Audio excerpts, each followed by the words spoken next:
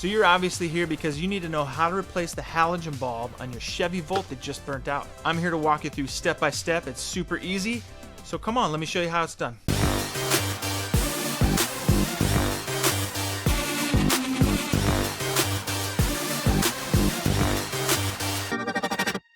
So first things first, we gotta pop the hood. Hopefully you all know how to do that, but if not, here it goes. All right, now that that's out of the way, let's get down to the nitty-gritty. Which is right down here, so let me get the camera situated. So this is just to give you an idea of where my camera angle is coming from. It's my passenger side light that's out. So this is the side we're gonna be working on, and this is the view that you're gonna be seeing right now. Right now. All right, so the first thing we're gonna do is just move that hose out of the way, and we're gonna put one finger at the bottom of this groove right here, one finger on top, and then we're just gonna rotate it like that until it pops right off, and then we'll just fish it out. Now we're gonna take our screwdriver and insert it right underneath the gray part of the clip, and ever so gently raise it over the black part of that retainer clip. And then as I'm raising, we're just kind of pushing on that, and then it's just gonna pop right out like it just did.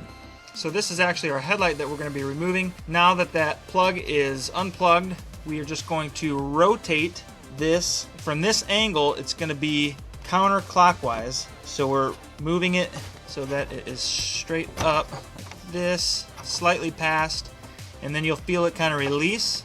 Once it releases, we can pull it out this way and then remove it. Might have to kind of wiggle it just a little bit. It should kind of come straight out, and it just released. To get it out of here, it looks like we're gonna have to bring it out this way and up. And that's what a burned out bulb looks like. When opening the new one, make sure you don't touch your fingers against the glass at all, because it's halogen, and when it turns on, the oil from your fingers could make it explode. Or at the very least, it's going to diminish the life of the bulb. Now, I'll have a link down below where you guys can pick up a bulb from Amazon and have it shipped right to your door, and that'll help support my channel, so I appreciate that, guys. All right, here is the new one, and it's going to go in the same way. We're going to go in this way, about this angle, and then once these tabs go into where they're supposed to go, you'll feel it kind of fit, and then we will rotate it this way until it locks into place. Once it's locked into place, we will replace our plug and then replace the cover, and job will be done. We'll do it for you here on camera though. Probably better idea to wear some gloves. You wouldn't have to worry about touching the bulb then. Okay, so we got it kind of in there, and now we're going to start to rotate it clockwise this time. Here's another view so you can see how the tabs line up on both sides. Nice little shot there of the innards of the light bulb housing. Check that out. Not sure which shot I like better. I think I like my iPhone shot better. Alright, so anyway, I do need both hands. So it is it's seated perfectly. Now we're going to rotate it clockwise until it stops just like that. Now we're going to take our plug, make sure our wires are down in there. And this is going to be a little tricky to get on there.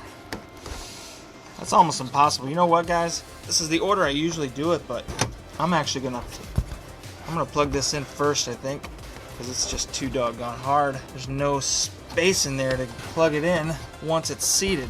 Plugging it in now. Now we're gonna fish it back down. It's actually handier because now I can kind of use the wire to feed it down. Now we got it fed in.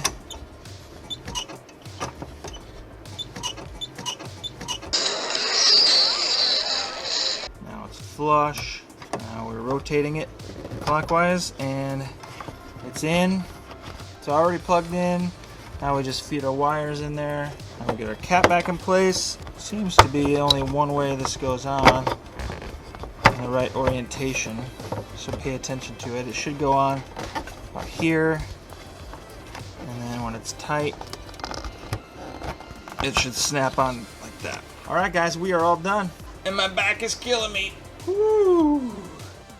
I'm gonna go turn on the headlights now and see if it works, so I'll be right back.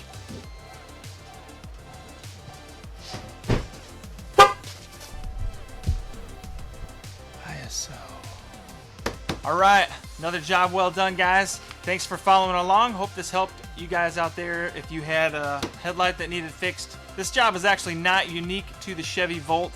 Most cars out there follow the same procedure, very similar. As long as it's a halogen. If you get into cars that have your fancy HID, xenon headlights and stuff like that, it's going to be a little more complicated. But if it's just a plain halogen like this, most cars are pretty similar. So hopefully this helps you guys out there. If you like it, hit that like button. That helps me out a lot. And if you haven't subscribed yet to my channel, I encourage you to do so. I come out with similar DIYs to this, as well as I've been doing a lot of unboxings and reviews and things like that. So if you guys like my channel, hit that sub button.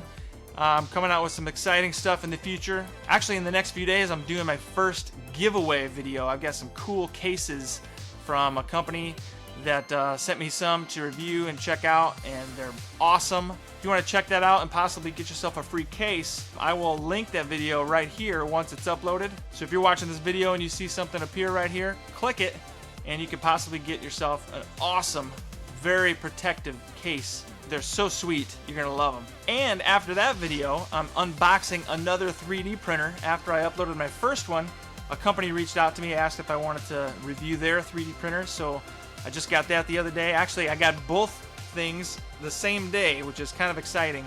You know, I'm still a relatively new YouTuber, so as soon as I unbox that 3D printer, I'll throw a link up here. You guys can check that out as well. So if you guys have any questions about this process, go ahead and leave those down below. I do my best to reply to everybody. So drop me a line below and I will probably respond the same day. It's kind of sad. I don't have like tens of thousands of comments flooding my inbox and my videos, so you can reach me if you have questions. Drop them. So that's it, guys. Thanks for tuning in again, and we'll catch you in the next video.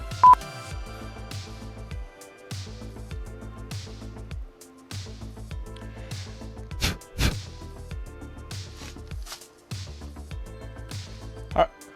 Is it recording?